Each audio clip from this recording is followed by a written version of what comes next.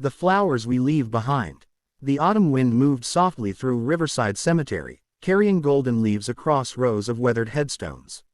Sarah Chen knelt before a simple gray marker, her worn jacket pulled tight against the chill.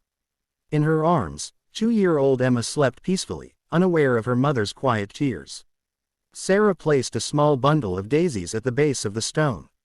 They weren't expensive flowers, just 5 stems from the grocery store discount bin, but they were all she could afford. Her fingers traced the engraved name as she whispered words meant only for the departed. "I'm trying my best," she said softly. "I promise I am." A shadow fell across the grave. Sarah looked up to find a man in a tailored gray suit standing a few feet away. He held an elaborate bouquet of white chrysanthemums, the kind that cost more than Sarah spent on groceries in a week. His dark hair was touched with silver at the temples, and his face carried the composed expression of someone accustomed to control. But his eyes held something unexpected. Grief. "Excuse me," he said gently. "That's my wife's grave." Sarah's heart dropped. She scrambled to her feet, nearly waking Emma in the process. "I'm so sorry. I didn't mean to. I thought this was." She stopped, looking down at the headstone in confusion. The name read Margaret Elizabeth Hayes, beloved mother and friend. "I don't understand," Sarah whispered. "I come here every week. I've been coming for 3 months." The man, Mr. Hayes, she assumed, studied her carefully. His expression wasn't angry, just curious and somehow sad.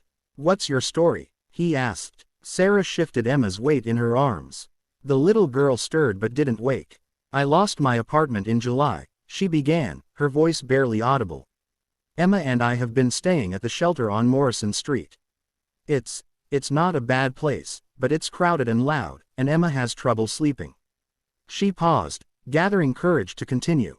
"One day, I found this cemetery while walking. It was so peaceful here. So quiet. Emma actually napped for the first time in days." Sarah's voice grew softer. "I started coming regularly, and I saw this grave, your wife's grave, and noticed no one ever left flowers. It seemed so lonely, so I started bringing what I could, just a few stems each week. I'd sit here and talk to her while Emma slept. I told her about our day, our struggles, our small victories." She looked down at her feet. "I know it sounds strange. I'm sorry for intruding on your grief." Mr. Hayes was quiet for a long moment. When Sarah finally found the courage to look up, she saw tears glistening in his eyes. "Margaret died 2 years ago," he said, his voice thick with emotion. "Cancer. It happened so fast." He sat down on the bench near the grave, setting his expensive flowers aside. "I buried myself in work afterward. 14-hour days, weekends at the office. I told myself I was honoring her memory by building the business we'd started together. But the truth is, I was running away." He gestured to the headstone. "I haven't visited in 8 months. I kept meaning to come, but there was always another meeting, another crisis, another excuse." He looked at Sarah with something like wonder. And all this time, a stranger was keeping her company. Bringing her flowers. Talking to her. Sarah didn't know what to say. "You said you're staying at Morrison Street?" Mr. Hayes asked. Sarah nodded hesitantly. "I own several properties in the city," he said slowly, as if thinking aloud. "There's a small house, 2 bedrooms, that's been sitting empty since the last tenants left. My wife used to manage the rentals. She always said a home should nurture life, not sit vacant." He met Sarah's eyes. "Would you consider taking care of it? The rent would be whatever you can manage, even if that's nothing for a while.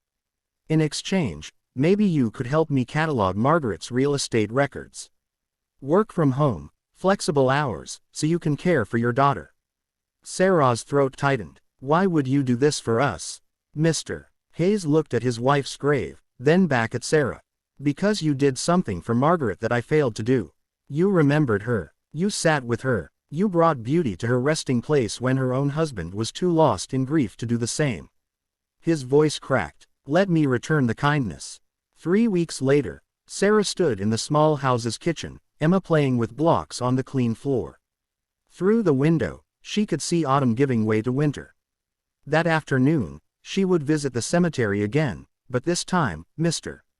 Hayes would join her. They would bring flowers together, Two strangers connected by loss and grace, learning that sometimes the love we give to others finds its way back to us in unexpected forms. And Margaret Elizabeth Hayes would have flowers on her grave every week, placed there by people who understood that grief shared is grief softened, and that kindness, however small, never truly dies.